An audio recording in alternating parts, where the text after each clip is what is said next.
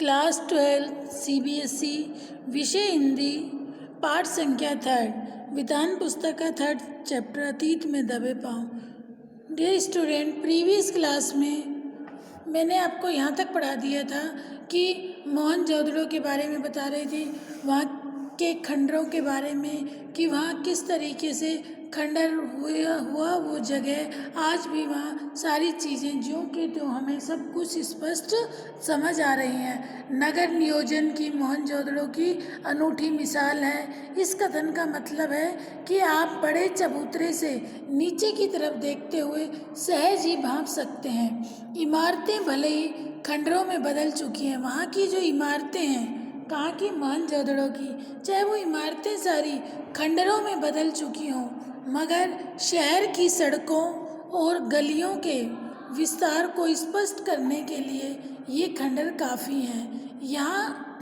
यहाँ की कमोबेश सारी सड़क सीधी है या सिर आड़ी। आज वास्तुकारी से ग्रिड प्लान कहते हैं। आज की सेक्टर मार्का कॉलोनियों में हमें आड़ा सीधा नियोजन बहुत मिलता है, लेकिन वह रहन सहन को नीरस बनाता है। शहरों में नियोजन के नाम पर भी हमें अराजकता ज़्यादा हाथ लगती है।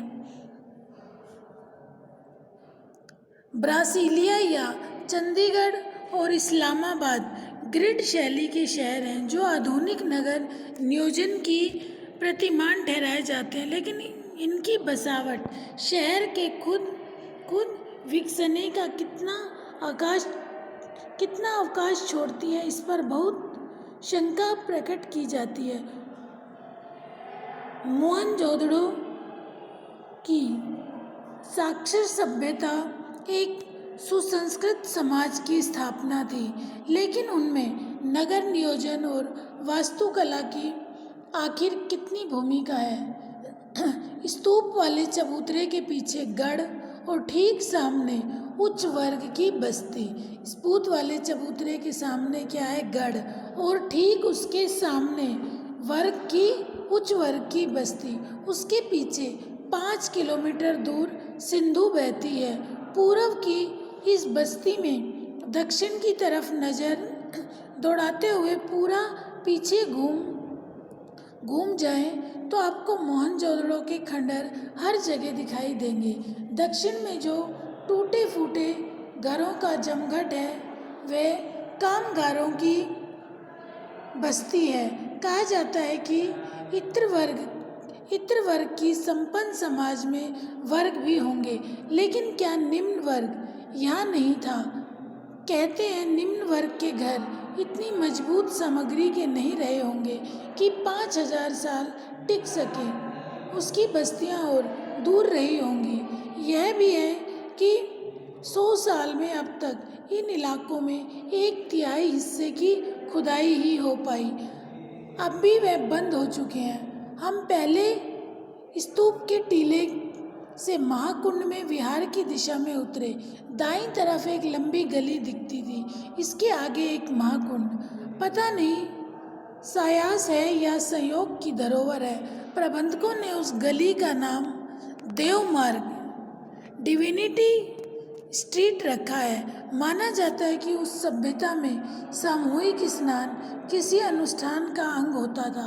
कुंड करीब जो वहाँ कुंड था वो 40 फुट लंबा और 25 फुट चौड़ा। उस कुंड की गहराई 7 फुट।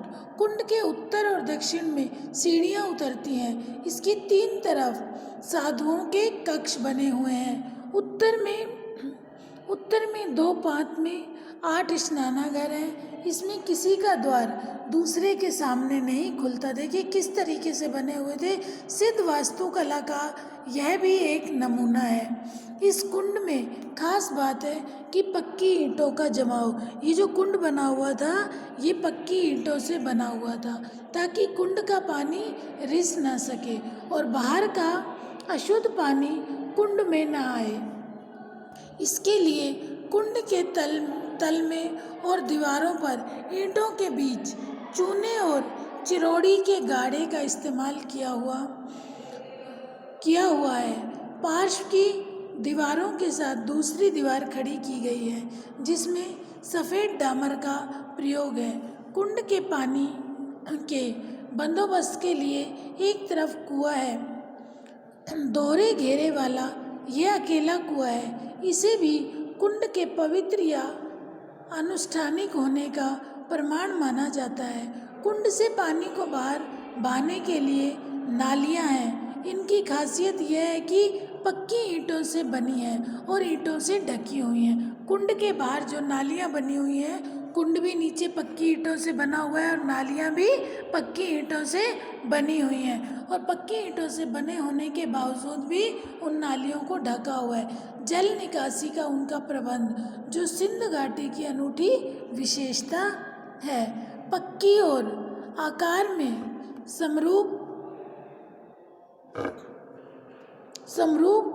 धूसर ईंट जो सिंधु घाटी सभ्यता की विशिष्ट पहचान मानी गई है। ढकी हुई नालियों का उल्लेख भी पुरातत्व विद्वान और इतिहासकार जोर देकर करते हैं। पानी निकासी का ऐसा सुव्यवस्थित बंदोबस्त इससे पहले के इतिहास में नहीं मिलता। महाकुंड के बाद हमने गढ़ की परिक्रमा की। कुंड के दूसरी तरफ विशाल कोठार है। कर के रूप में हासिल अनाज शायद यहाँ जमा किया जाता है। वहाँ एक बहुत बड़ा कोठार है और उस कोठार में कर के रूप में जो अनाज आता था वो जमा किया जाता था। इसके निर्माण रूप खासकर चौकियों और हवादारी को देखकर ऐसा अनुमान लगाया गया कि यहाँ 9 चौकियों को 3 कतारें हैं। उत्तर में एक गली है जहाँ बैलगाड़ियों का जिनके प्रयोग के साक्ष्य मिले हैं ढुलाई के लिए आवागमन होता था। ठीक इसी तरह का कोठार हड़प्पा में भी पाया गया। अब यह जग जाहिर है कि सिंधु घाटी के दौर में व्यापार ही नहीं, उन्नत खेती भी होती थी। अब इससे ही तो पता चला कि यहाँ खेती भी अच्छी होती थी। बरसों यह माना जाता रहा है कि सिंधु घाटी के लोग अब अन्न उपजाते नहीं थे, उनका आयात करते थे। ऐसा माना जाता था कि जो सिंधु घाटी के लोग हैं वो खुद अन्न नहीं बोते थे बल्कि अन्न का आयात करते थे। आयात करना दूसरी जगह से मंगाना और निर्यात भेजना, उनका आयात करते थे। नई खोज ने इस ख्याल को निर्मूल साबित किया, बल्कि अब कुछ विद्वान मानते हैं कि मूलतः खेतीहर और पशुपालक सभ्यता ही थी। अब ये माना जाता है कि पहले ये माना जाता था कि सिंधु घाटी सभ्यता के लोग अन्न को नहीं बोते थे, लेकिन अब जब इस कोठार को देखा गया तो उससे यह अनुमान लगाया जा सकता है कि वहाँ के लोग खेती भी करते थे और पशुपालक सभ्यता ही थी। लोहा शुरू में नहीं था, पर पत्थर और तांबे की बहुत आयात थी। वहाँ लोहा नहीं था शुरू में, लेकिन पत्थर और तांबा बहुत अधिक था। पत्थर सिंध में ही था। तांबे की खानें राजस्थान में थी। इसके उपकरण खेती बाड़ी के प्रयोग के लिए किए जाते थे। पत्थर तथा तांबे के उपकरण बनाए जाते थे जो खेती बाड़ी में काम में लिए जाते थे। तांबे की खानें कहाँ थी? राजस्थान में। ठीक है, तांबे की खानें राजस्थान में थी और इनके उपकरण खेती बाड़ी में प्रयोग किए जाते थे, जबकि मिस्र और सुमेर में चकमक और लकड़ी के उपकरण इस्तेमाल होते थे। इतिहासकार इरफान हबीब के मुताबिक यहाँ के लोग रबी की फसल लेते थे। रबी की फसल में कपास, गेहूँ, जौ, सरसों और चने की उपज के पुख्ता सबूत खुदाई में मिले। रबी की फसल और खरीफ की फसल। अब रबी की फसल में क्या क्या बोया जाता है? कपास, गेहूँ, जौ, सरसों और चने। वह सभ्यता का तर युग था जो धीमे धीमे सूखे में ढल गया। विद्वानों का मानना है कि यहाँ ज्वार, बाजरा और रागी की उपज भी होती थी। विद्वान ये मानते हैं कि यहाँ सिर्फ यही नहीं बल्कि इसके अलावा ज्वार, बाजरा और रागी भी होती थी। लोग खजूर, खरबूजे और अंगूर भी उगाते थे। झाड़ियों से बेर जमा करते थे और कपास की खेती भी होती थी। विद्वानों का मानना है कि यहाँ जो सिर्फ यही फसल नहीं होती थी, कपास, गेहूँ, जौ, सरसों, चने, इसके अलावा यहाँ पर ज्वार, बाजरा, रागी की फसल भी होती थी। और लोग खजूर, खरबूजे और अंगूर उगाते थे। झाड़ियों से बेर जमा करते थे। कपास की खेती भी होती थी। कपास को छोड़कर बाकी सबके बीज मिले और उन्हें परखा गया। कपास के बीज तो नहीं, पर सूती कपड़ा मिला है। देखिए, सब खेती बाड़ी जो जो फसलें उगाई जाती थी, इन सब के वहाँ पर बीज उपलब्ध हुए, मिले, लेकिन कपास के बीज नहीं, बल्कि सूती कपड़ा मिला। ये दुनिया में सूत के दो सबसे पुराने नमूने में एक है। दूसरा सूती कपड़ा 3000 ईसा पूर्व का है, जो जॉर्डन में मिला। मोहनजोदड़ो में सूत की कताई बुनाई के साथ साथ रंगाई भी होती थी। मोहनजोदड़ो में सूत की कताई बुनाई के साथ साथ सूत की रंगाई भी होती थी। रंगाई का एक छोटा कारखाना खुदाई में माधव स्वरूप वत्स को मिला था। छाल्टी और ऊन कहते हैं, यहाँ सुमेरु से आयात होते थे। शायद सूत उनको निर्यात होता था, जैसे कि बाद में सिंध के मध्य एशिया और यूरोप को सदियों हुआ। प्रसंगवश मेसोपोटामिया के शिलालेखों में मोहनजोदड़ो के लिए मेलुहा शब्द का संभावित प्रयोग किया गया। मेसोपोटामिया के शिलालेखों में मोहनजोदड़ो के लिए मेलुहा शब्द का प्रयोग किया गया। महाकुंड के, देखिए बेटा, अभी वहीं की जगह के बारे में बता रहे हैं, वहाँ की फसल, वहाँ की खेती, क्या क्या होता था, क्या क्या नहीं होता था, किस किस चीज़ों के अनुमान लगाए, क्या क्या वस्तुएं आयात की जाती थी, क्या वस्तुएं निर्यात की जाती थी। महाकुंड के उत्तर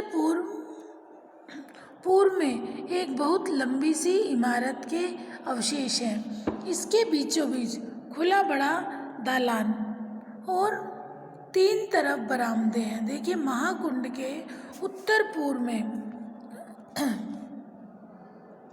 एक बहुत लंबी सी इमारत के अवशेष, इसके बीचों बीच खुला बड़ा दालान, 3 तरफ बरामदे, इसके साथ कभी छोटे छोटे कमरे रहे होंगे। पुरातत्व के जानकार कहते हैं कि धार्मिक अनुष्ठानों में ज्ञानशालाएं सटी हुई होती थी। उस नज़रिए से इसे कॉलेज ऑफ प्रीस्टिस माना जा सकता है। दक्षिण में एक और भग्न इमारत है, इसमें 20 खंभे वाला एक बड़ा हॉल है। अनुमान है कि यह राज्य सचिवालय, सभा भवन या कोई सामुदायिक केंद्र रहा होगा। देखिए, क्योंकि वहाँ तो अब सारी चीज़ें खंडर हो गई हैं, लेकिन उन खंडरों से भी ये अनुमान लगाया जाता है कि महाकुंड के उत्तर पूर्व में एक लंबी सी इमारत के अवशेष हैं। इसके बीचों बीच खुला बड़ा दालान, 3 तरफ बरामदे, इसके साथ छोटे छोटे कमरे रहे होंगे। पुरातत्व में जाकर कहते हैं कि धार्मिक अनुष्ठानों में ज्ञानशालाएं सटी हुई होती थी। उस नज़रिए से इसे कॉलेज ऑफ प्रीस्टिस माना जा सकता है। दक्षिण में एक और भग्न इमारत है, इसके बीच खंभों वाला एक बड़ा हॉल है। अनुमान है कि वह राज्य सचिवालय, सभा भवन या कोई सामुदायिक केंद्र रहा होगा। कहाँ के बारे में ये बताया जा रहा है? मोहनजोदड़ो के बारे में, कि वहाँ ये इस तरीके से बनी बिल्डिंग, ये स्कूल कॉलेज रही होगी, ठीक है, और ये कोई राज्य सचिवालय, सभा भवन रहा होगा। गढ़ की 4 दीवारी लांघकर हम बस्तियों की तरफ बढ़े। ये गढ़ के मुकाबले छोटे टीलों पर बनी है, इसलिए इन्हें नीचा नगर कहकर भी पुकारा जाता है। देखिए, गढ़ की चारदीवारी लांघकर। गढ़ की चारदीवारी लांघकर हम बस्तियों की तरफ बढ़े। ये गढ़ के मुकाबले छोटे टीले पर बनी है, इसलिए इसे नीचा नगर कहकर भी पुकारा जा सकता है। खुदाई की प्रक्रिया में टीलों का आकार घट गया, कहीं कहीं वे फिर जमीन से आ मिले और बस्ती के कुएं लगता है जैसे मीनारों की शक्ल में धरती छोड़कर बाहर निकल आए हैं। पूर्व की बस्ती रईसों की बस्ती है। हालांकि आज के युग में पूर्व की बस्तियां गरीबों की बस्तियां मानी जाती हैं। मोहनजोदड़ो इसका उल्टा था, यानी बड़े घर, चौड़ी सड़कें,